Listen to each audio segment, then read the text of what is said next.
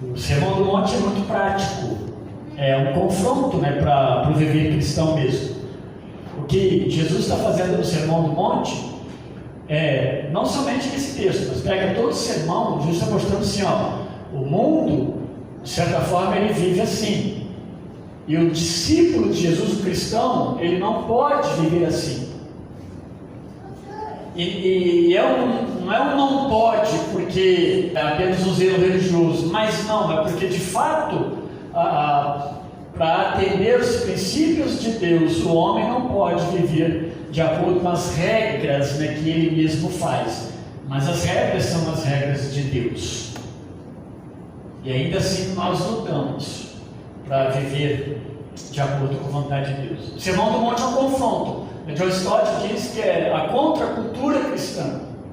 E é verdade, é um desafio muito grande viver aquilo ali. Mas o importante, meus irmãos, a grande luta nossa não é obedecer isso aqui. Sabe qual é a nossa grande luta como cristão? É depender de Deus. Muitas vezes nós nos separamos do Senhor. Eu estou falando nós, crentes. Muitas vezes nós queremos resolver do nosso jeito. Nós queremos dar o jeito do homem, as soluções nossas. E isso dificulta muito nós entendermos a vontade de Deus. A vontade de Deus, ela vai passar por um processo de humilhação em nós. Isso não é muito fácil para o homem. O que nós temos falado esses dias é muito parecido com o que eu vou falar agora, repetir agora, que a tendência, a tentativa humana é consertar o mundo. Se você perguntar a qualquer país, qualquer governo, qualquer casa quer fazer o melhor para a sua casa, para o seu município, para o seu país. Mas a questão é como se faz isso. E agora, se você pensar em termos de melhorar o mundo, o homem não consegue, porque ele não tem a mente de Cristo. E se ele não tem a mente de Cristo, ele erra. Países que viveram, as suas lideranças viveram sob a mente de Cristo, eu digo as Escrituras, países que se deram muito bem. E quando eu digo muito bem, não é um país rico, como a China é um país rico, mas é um país em que o povo ama a Deus, as igualdades são mais próximas de fato, as pessoas são mais igualitárias, e há respeito, não que todo mundo tem que ganhar X, não é isso que eu estou falando. Inclusive há um respeito até em quem ganha mais. Mas onde há o cristianismo, ele persevera, ele supera, de fato há um cuidado muito maior, inclusive social. Então o homem traz de fora para dentro. Então o que ele faz para ficar bonito? Ele tenta fazer a coisa ficar bonita. E Deus trabalha de dentro para fora. Deus transforma o homem. É diferente o homem transformado. Essa é a grande diferença. O Sermão do Monte, ele chama a atenção para isso. Verso 5 e 6, então, ele vai dizer assim: e orando, e quando orardes, não sereis como os hipócritas, porque eles gostam de orar em pé nas sinagogas e nos cantos das praças, para serem vistos pelos homens. Em verdade vos digo que eles já receberam a recompensa. Tu, porém, quando orares, entra no teu quarto e fechada a porta, orarás a teu Pai que está em secreto, e teu Pai que vê em secreto te recompensará. Jesus está tratando ainda nesses textos aqui de quê? Da justiça, tá?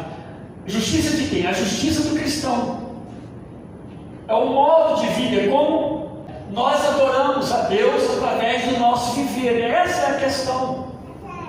Então aqui tem vários irmãos de várias casas, não estão todos aqui, mas quem está aqui nós temos diversidade de representatividade aqui, tem lares diferentes, né? E cada um tem uma forma de viver. Mas quando nós somos chamados para Deus, ao cristianismo, nós somos regidos por Cristo e pela palavra de Deus. Aí, tudo que nós fazemos, nós não separamos, nós adoramos a Deus.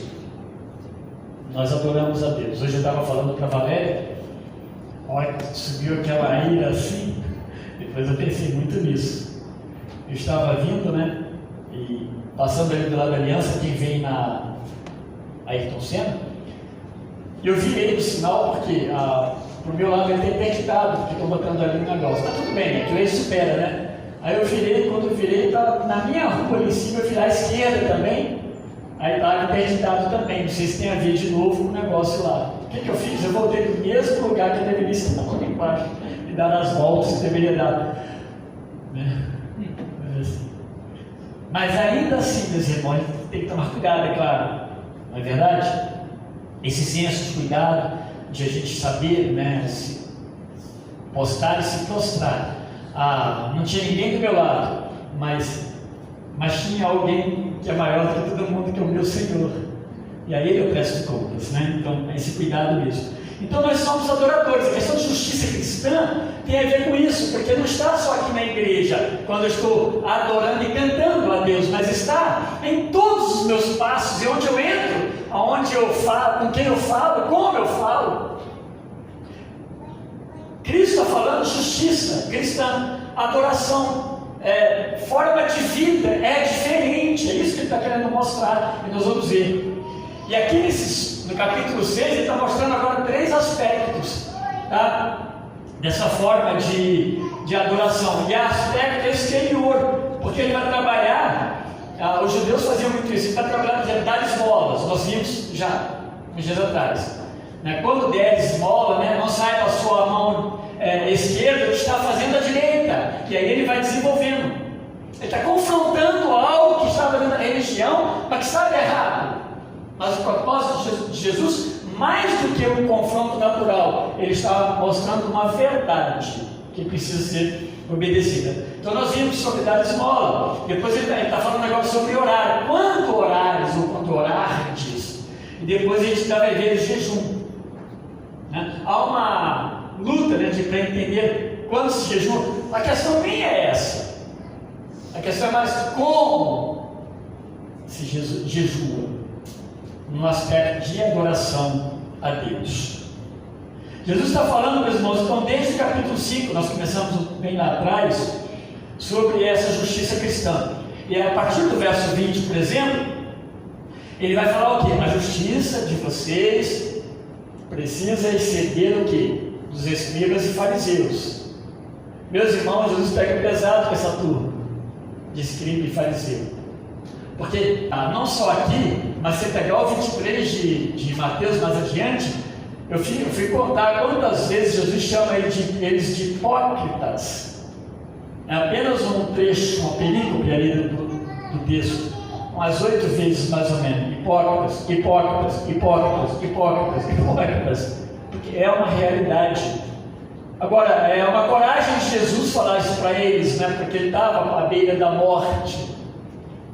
Mas eles eram hipócritas, eles estavam pegando as coisas de Deus e fazendo diferente, ensinando errado o povo. Mais do que isso, aquilo que Deus falava não servia para eles, mas ensinava para o povo alguma coisa que para eles não servia. Isso é hipocrisia, de fato. Então Jesus fala no verso 20 do capítulo 5 que a justiça sua como cristão precisa exceder do mundo. A justiça do mundo ela vai ser uma justiça equivocada muitas vezes, mas a sua não. A sua é uma justiça bíblica.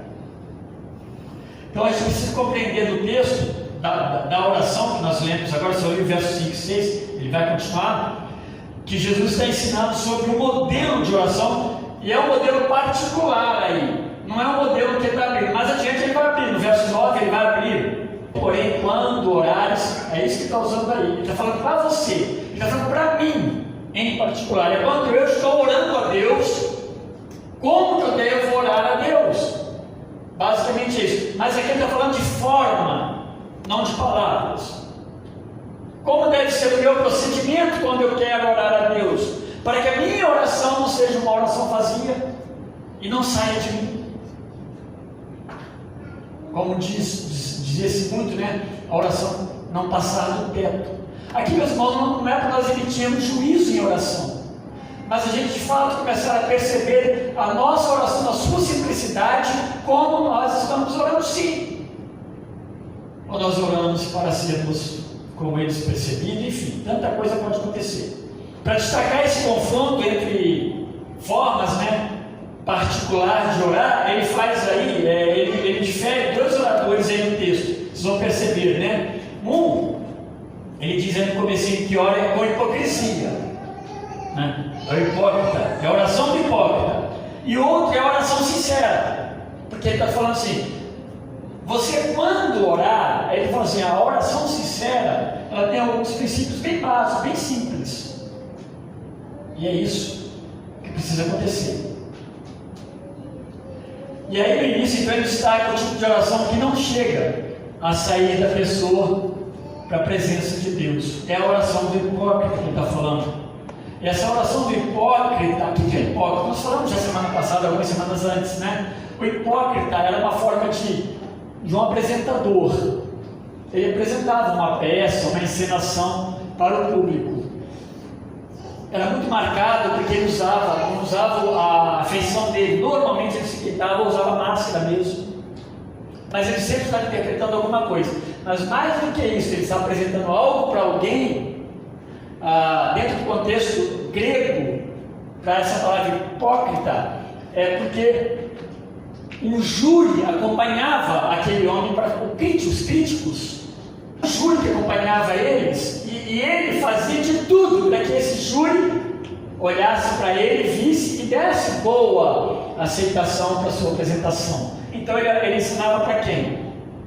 De certa forma para aquele grupo que estava ali acompanhando ele. Por isso a ideia de hipocrisia é para que alguém goste do que eu estou fazendo, né? E aí Jesus está tratando os judeus como hipócritas nesse aspecto, porque ele está fazendo algo para que as pessoas os reconheçam e sejam elogiados. E essa é a intenção dos judeus, né?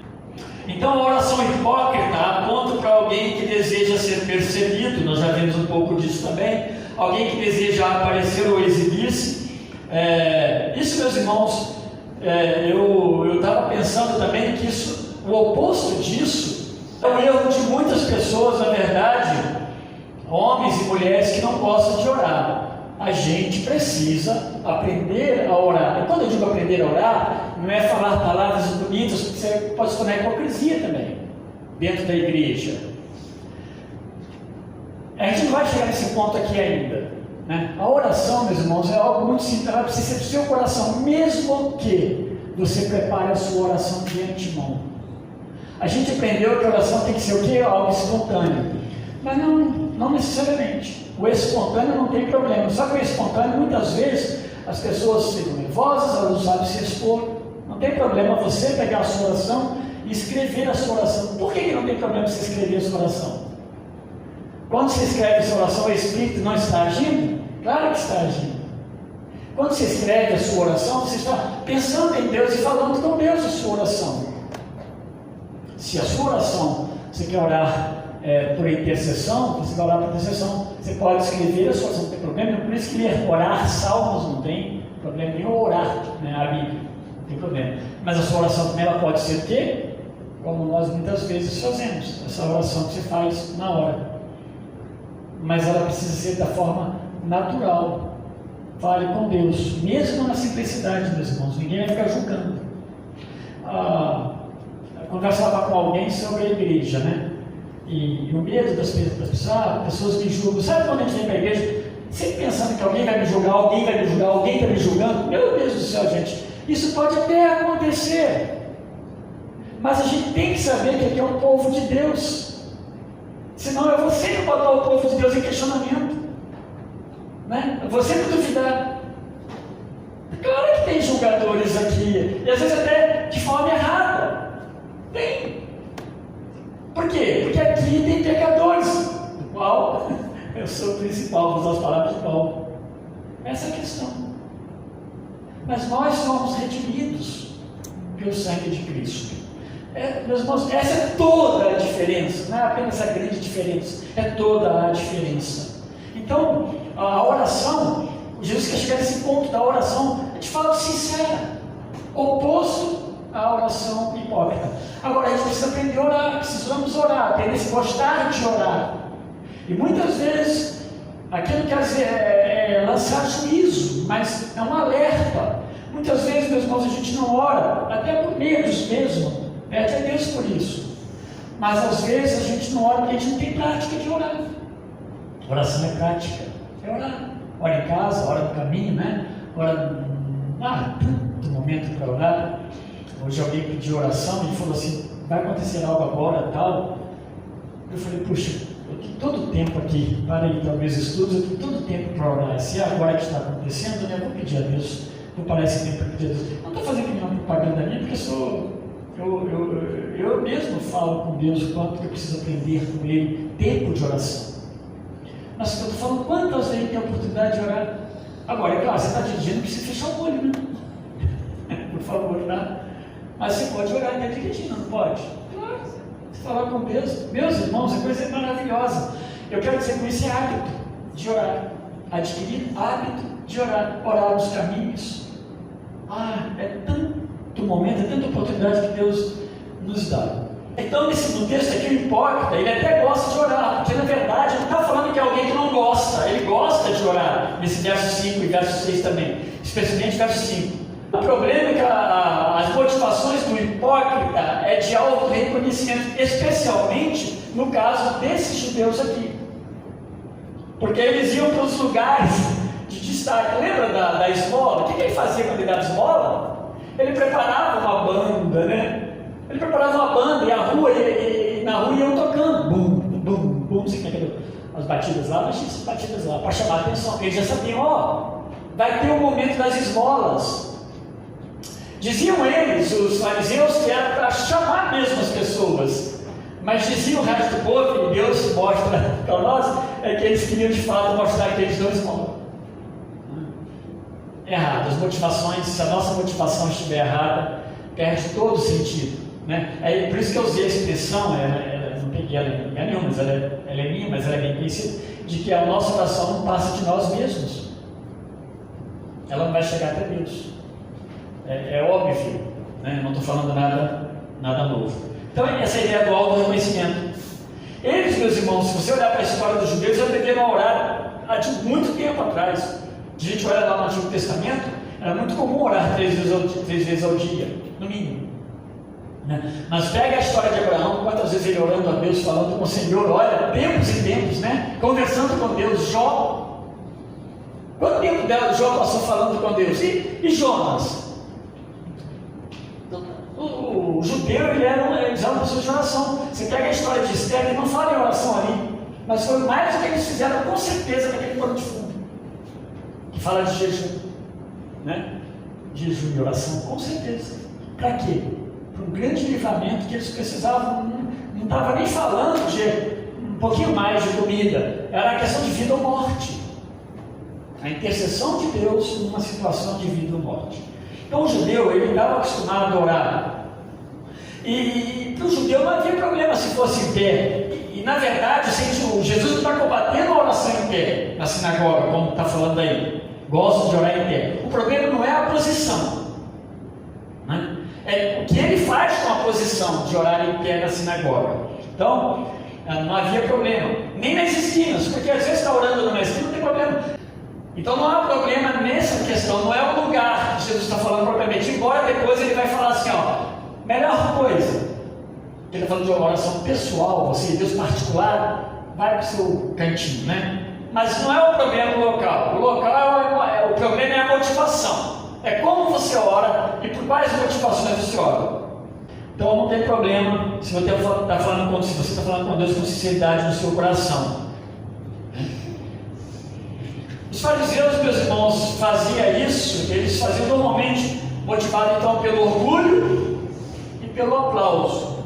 Esse aplauso não é um som de bater palmas, mas as pessoas passavam lá, eu queria ser como Nicodemos, né? Aqui eu só falando Nicodemos, não aparece, tá, esses negócios aqui. Eu queria ser como Nicodemos, como ele ora. Eu vi ele esse dia orando na praça lá, né? Uma voz bonita, uma entonação boa, né? Usou bastante o nome de Deus. Ele disse inclusive que ele é um grande homem de Deus, ele deu tantas coisas para as pessoas, ele ajuda todo mundo. Agora estou lembrando da oração do homem lá na sinagoga diante do publicano, né? Essa oração está correta? Possivelmente não, porque eu estou me vangloriando. A glória é de quem? De Deus. Aí, meus irmãos, no que eu faço, inclusive na oração, Deus precisa ser glorificado. Pense muito nisso. Se você conseguir entender que no seu viver a glória precisa ser de Deus, já é um grande passo. Você vai aplicar isso na oração e em outras coisas também. Talvez a pergunta que alguém possa fazer é assim: eu orei bem? Mas a intenção da oração, da pergunta, não é uma intenção assim: eu preciso aprender a orar. Mas eu orei bonito? Eu falei que o pessoal precisa ouvir. A gente precisa falar, meus irmãos, que está no coração para Deus ouvir.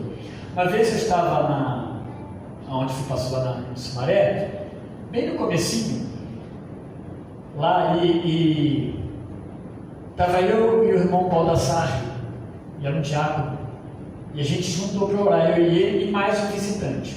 Nós fomos para uma salinha lá, e ele conduziu a oração. Eu estava chegando na igreja de Cristãos, bem no começo, que era no tempo antigo. Aí o Zé Paulo da Sarre falou assim, aí o Senhor falou assim: eu não sei orar, por favor, eu não sei orar. Eu achei muito interessante. O diácono falou assim: não tem problema, né? Muitos de nós não sabemos orar, né? Estamos aprendendo, mas eu gostaria de te ensinar a orar. Ele pegou nas mãos dele, me agitou as mãos, e o diácono orou com ele, falou: repete que eu vou falar, para você aprender a orar. Você vai orar do seu jeito, mas eu vou te ensinar. Sabe, meus irmãos, é coisa do coração, né? É coisa do coração mesmo. Você pegar a pessoa e não achar que ela é incapaz, e a gente achar que tudo é vergonha. Às vezes deixa passar uma coisa muito boa por causa de vergonha, não querem vergonhar as pessoas. Ora, bolas, né? É uma oportunidade que Deus dá para nós. A oração ela não é para projetar quem ora, a mim, né?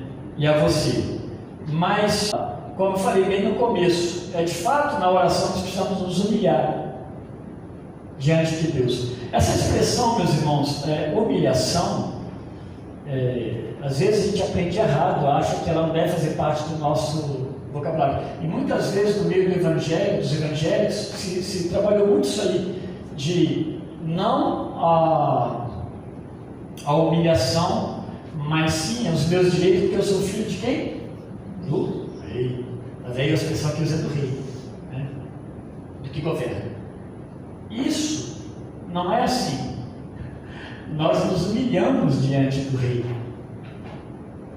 Essa é a atitude de Jesus para com Deus. Interessante, né? Meus irmãos, eu estou lendo João para pregar aqui na igreja. Eu não sei se eu consigo passar com exatidão, mas eu aprendo demais. Porque, meu Deus, quem é esse homem? Ele o tempo todo, o meu ministério não é eu aparecer. O meu ministério ele não é meu. Ele é do Pai que me enviou. Isso é submissão, humilhação, que vai acontecer no máximo aonde? Na cruz. Na cruz do Calvário. Então, essa ideia de humilhação é porque nós nos colocamos diante de um grande Deus, do qual nós precisamos dele. Nós estamos orando porque nós precisamos dele. Ele é o nosso Senhor, Ele governa a nossa vida, governa o universo, governa o mundo. Nós dependemos dele. É a atitude mesmo de humilhação. Sem humilhação, então, não ocorre arrependimento. Por quê? Porque a gente vir grande diante de Deus, né? Deus nos dá o quê? Deus nos ruba, Deus então nos humilha na nossa falta de humilhação. Mas quando nós nos humilhamos diante de Deus, o que a Bíblia diz? Nós somos exaltados. Mas por quem? Por Deus. Essa é a grande diferença, né? Nós não nos auto-exaltamos, tá?